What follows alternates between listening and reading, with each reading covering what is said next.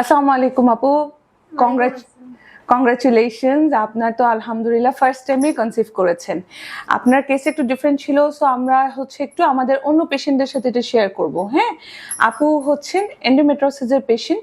ওনার এডিনোমাইসিসও রয়েছে, একটা chocolate cyst ছিল ছোট, এবং ওনার এইমএসটাও কম ছিল। ভাইয়ার ছিল অলিগো অ্যাস্থেনোটেরাটো, মানে স্পাম কাউন্টও কম, দুর্বল ছিল, প্লাস অ্যাবনর্মাল দেখতে, বেশিরভাগই স্পার্ম ছিল।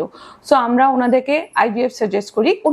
ওনারা অন্য জায়গা থেকে আইওআই অলরেডি 2বার করে এসেছিলেন, কিন্তু ফেইল্ড। সো আলহামদুলিল্লাহ ওনাদের ফার্স্ট টাইমে কনসিভ করেছেন। ওনাদের আমরা ভ্রূণ তৈরি করতে পেরেছিলাম 4টা। সো ডে 5টা আমরা ট্রান্সফার করেছি উইথ গ্লু।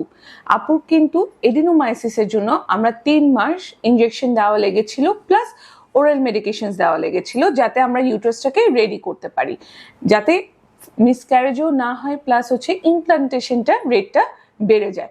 সো এডিনোমাইসিস থাকলে আমাদের ডেফিনেটলি একটু কেয়ারফুল হতে হবে।